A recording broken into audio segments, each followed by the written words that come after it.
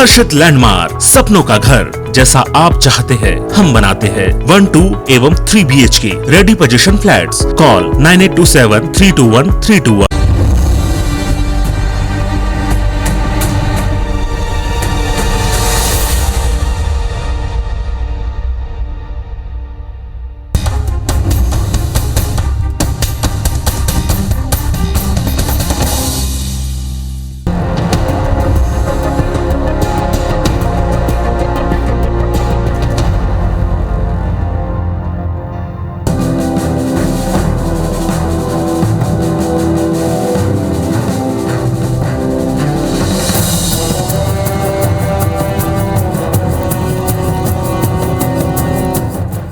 मध्य प्रदेश में उपचुनाव का बिगुल बुझ चुका है और हम इस समय मौजूद हैं पृथ्वीपुर विधानसभा सीट पर। आखिर किसका पल्ला भारी है, किसके पल्ले में दम है और कहां जनता का मूड है, आपको एक से एक चीज बताएंगे, सिलसिलेवार तरीके से बताएंगे और प्रत्याशियों से बात कराएंगे।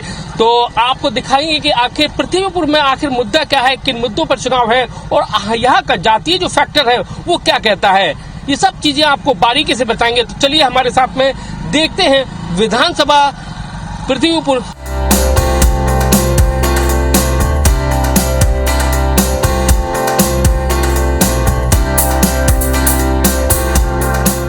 उपचुनाव की बिसात बिछ चुकी है और हम इस समय मौजूद हैं पृथ्वीपुर में। पृथ्वीपुर से बीजेपी के कैंडिडेट है शिशुपाल जी। किन मुद्दों के साथ में आप चुनावी मैदान में हैं, क्या वादे हैं आपके?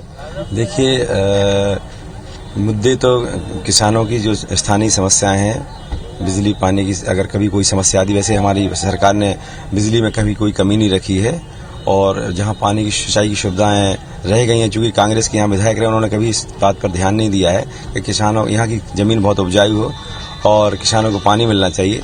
हमारा पूरा संकेंद्रण पानी की समस्या को लेकर के है। माननीय मुख्यमंत्री जी ने भी आश्वस्त किया है क्षेत्र के लोगों को।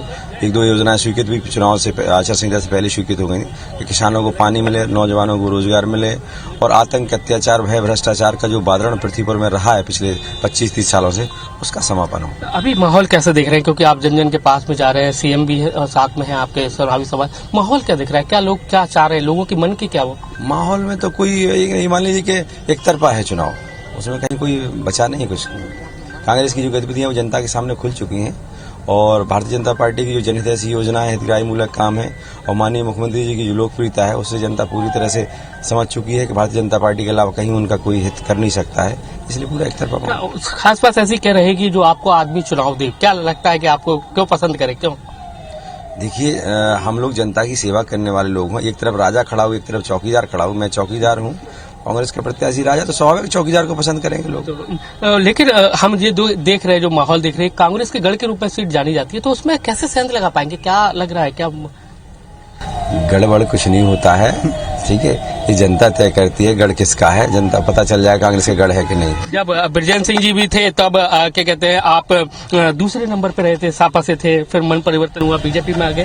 देखिए, मन परिवर्तन, ऐसा कोई मन परिवर्तन नहीं कह सकते हैं, क्योंकि अंतिम मेरा सिद्धांत रहा अंत्योदय के आधार पर काम करना।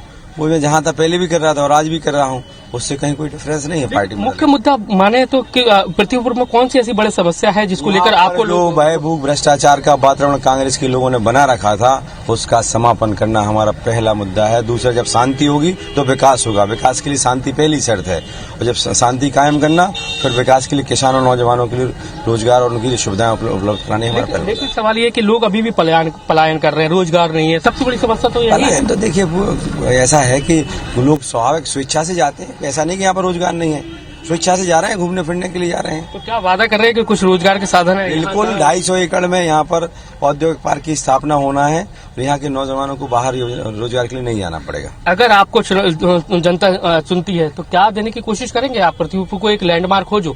बिल्कुल, हमारा औद्योगिक पार्क स्थापित हो रहा है। किसानों के लिए छोटे छोटे डैम बना करके यहाँ पानी उपलब्ध कराएंगे और शिक्षा के बड़े बड़े केंद्र स्थापित करेंगे। इस तीसरी चौथी चीज की जरूरत नहीं होती। तो आप देखेंगे शिशुपाल जी है और जैसा कि ये चुनावी प्रचार के लिए जा रहे हैं और पृथ्वीपुर विधानसभा में ये लगातार फोकस किए हुए हैं। इनको बीजेपी ने अपना उम्मीदवार बनाया हुआ है। इससे पहले वो समाजवादी पार्टी से थे और दूसरे नंबर पर रहे थे, लेकिन उसके बाद इन्होंने बीजेपी ज्वाइन कर ली और बीजेपी ने अब इन पर भरोसा जताया और उनको टिकट दिया है। तो ऐसे में अब देखना होगा कि जो शिशुपाल यादव है उनको जनता कितना भरोसा जताती है।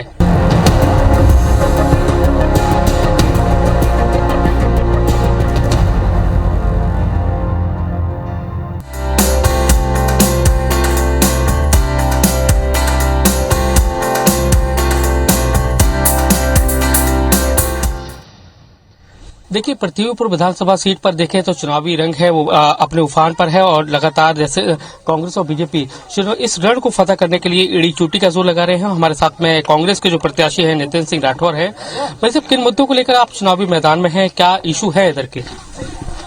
देखिए, भारतीय जनता पार्टी की सरकार इतने वर्ष से है तो इश्यूज तो इतने सारे हैं कि गिनने बैठेंगे तो वो कम ही नहीं होंगे। लेकिन आज सबसे अहम मुद्दा अगर यहाँ पर क्षेत्र में जो देखने को मिल रहा है वो ये है कि महंगाई, हर गरीब आदमी, आम आदमी, उसकी कमर महंगाई ने तोड़ रखी है। चाहे वो पेट्रोल हो, डीजल हो, खाने का तेल हो, रसोई गैस हो, हर चीज में जिस तरह से महंगाई हुई है। और खास तौर पे जैसे बीच में 15 महीने की कांग्रेस की सरकार रही, उस वक्त बिजली के बिल बहुत सस्ते हो गए थे। आज गांव-गांव में बिजली की समस्या है और बिजली के बिल बहुत बढ़ के आ रहे हैं। और जब हमारे गरीब किसान बेचारे जमा नहीं कर पाते बिजली का बिल, तो उनकी कुर्की कर दी जाती है, कोई मोटरसाइकिल उठा ली जाती है, ट्रैक्टर उठा लिया जाता है। तो क्या इस बार विधानसभा चुनाव में ये मुद्दे बहुत अहम रहने वाले? क्या वोटर्स है वो इन्हीं मुद्दों को लेकर वोट करने निकलने वाला है क्या? देखिए, ये तो वोटर के दिमाग के अंदर तो अपन नहीं कह सकते कि वो क्या सोच रहा है, लेकिन जो मुद्दे आपने बोले वो आज की तारीख में सबसे अहम मुद्दा महंगाई है, जिसने भारतीय जनता पार्टी से लोगों को इतनी परेशानी हुई क्योंकि उनकी लगातार सरकार है। उसके साथ साथ दूसरा मुद्दा सबसे अहम है, वो है भ्रष्टाचार। क्योंकि गरीब आदमी जिसको बड़े बड़े वादे किए जाते हैं आवास के, राशन के, और लेकिन उसमें वो अपने आप को ठगा सा महसूस करता है जब उसको उसका अधिकार मिलता ही नहीं है। लेकिन अभी भी ये पिछड़ी सीटों में शुमार कहलाई जाती है, अभी भी लोगों का पलायन जारी है, बेरोजगारी बहुत ज्यादा है, दूसरे शहरों में जॉब करने के लिए जाना पड़ रहा है। तो आखिर आपको चुने क्यों? अगर आप चुन भी लेती है आपको, तो क्या देने की कोशिश करेंगे आप? देखिए, इस क्षेत्र का सबसे बड़ा मुद्दा एक ये बहुत पुरानी बात है कि यहाँ से मजदूर किसान जो है मजबूरी में उसको पलायन करके बाहर जाना पड़ता है, दिल्ली, हरियाणा, बम्बई, तमाम जगह पे। और उसी के लिए मेरे पूजनीय पिताजी जो थे, जिन्होंने 40 वर्ष इस क्षेत्र में जनता की सेवा की और 5 बार सब लोगों ने उनको चुना, तो उसका कारण ये है कि मेरे पिताजी चाहते थे कि एक स्कीम उनके दिमाग में थी कि नदी का पानी तालाब में और तालाब का पानी खेत में लेकर आना है, जिससे जब नदी का पानी तालाब में आएगा तो हमारे जो ये केवट समुदाय के लोग हैं इनको मछली पालन में फायदा होगा। और तालाब का पानी जब खेत में आएगा तो कृषि प्रधान, क्योंकि ये पूरा क्षेत्र है, तो हमारे किसान भाइयों को इसका फायदा मिलेगा, उनकी खेती सिंचित होगी और उनको बाहर जाके पलायन करके दिल्ली, बम्बई, हरियाणा नहीं जाना पड़ेगा, उनको यही काम होगा। दूसरा जो प्रयास मेरे पिताजी चाह रहे थे वो था कि युवाओं के रोजगार के लिए, जैसे भारतीय जनता पार्टी इतने वर्ष से है, बड़े बड़े वादे उन्होंने किए थे कि 1 साल में हम 2 करोड़ रोजगार देंगे, लेकिन 2 रोजगार भी नहीं दिए, बल्कि कोविड के बाद तो जो रोजगार थे वो भी चले गए। तो मेरे पिताजी का ये प्रयास था कि पर्यटन का हमारे क्षेत्र में असीम संभावना है और उसका विस्तार किया जाए।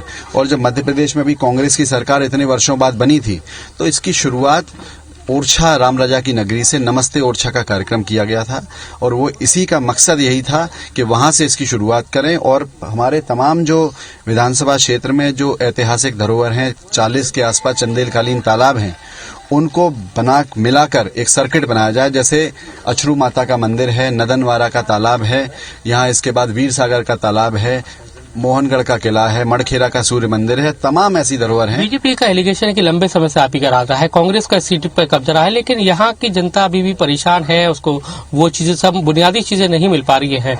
ये सबसे बड़ा एलिगेशन है उनका। ये चिंतनीय विषय तो बीजेपी के लिए है, क्योंकि शिवराज सिंह जी 15 वर्ष वोट तो कांग्रेस को दिया ना उन्होंने। मेरी बात सुनिए, 15 वर्ष शिवराज सिंह जी प्रदेश के मुखिया रहे और अभी 18 महीने से वो मुख्यमंत्री बन के बैठे हैं। ये गरीब लोग यहाँ खड़े हैं, पूछिए कि आपको ईमानदारी से आवास मिले क्या इनको राशन मिला क्या? आप पूछो, ये सब लोग। आप शिशुपाल की आपको सबसे बड़ी कमजोरी क्या लगती है कि उनको वोट न देंगे आदमी आपको वोट देगा? देखिए, मैं कोई व्यक्ति जो आपके हमने वो देखा कि प्रचार के बाहरी व्यक्ति का क्या ये भी बड़ा वो रहेगा, क्योंकि यहाँ बाहरी व्यक्ति का फैक्टर और जातिवाद का फैक्टर बहुत मायने रखता है। देखिए, मेरे पिताजी ने तो कभी जातिवाद की राजनीति की नहीं और आपको मैं बता दूं कि लगभग सबसे कम जातियां इस क्षेत्र में अगर कोई है उनमें से एक ठाकुर जाति है। मेरे पिताजी ने हमेशा मुझे सिखाया कि मेरी जाति का, उनकी जाति का वो है जो गरीब की मदद करे, किसान की मदद करे और हमारे मजदूर की मदद करे और उनकी हर परेशानी में काम आए, वो जाति। सबसे पहले तो हम मनुष्य जीव हैं। तो बाहरी जाति की भारी मुद्दा भी हाथ रहेगा। देखिए, ये मुद्दा मैं नहीं कह रहा हूँ, ये मैं जहाँ जाता हूँ ये आवाज आ रही है, इसीलिए मैंने कहा था कि एक देखिए, ये सारे लोग खड़े हैं, इनको आप पूछिए कि मेरा घर, जो मेरे पूजनीय पिताजी इनके लाडले नेता रहे, उनका घर कहाँ है ये बताएंगे। आप बताइए कहाँ है हमारा घर? पृथ्वीपुर है। अब आप बताओ, उत्तर प्रदेश के नेता हैं भारतीय जनता पार्टी से प्रत्याशी, उनका गांव कौन सा है बताओ बाबा? अभी कह रहे पता नहीं है। तो आप देखेंगे कि नितेंद्र सिंह राठौर है और जैसा कि इनका कहना है दावे हैं कई सारे, और ऐसे में अब देखना होगा कि जनता किस तरह से अपना भरोसा जताती है। हालांकि उनके पास कई सारे प्लान हैं और ऐसे में देखना होगा कि किस तरह से वो इस जंग को फतह करते हैं। कैमरामैन लोकेंद्र पाल के साथ नासिर गौरी, IBC 24, पृथ्वीपुर।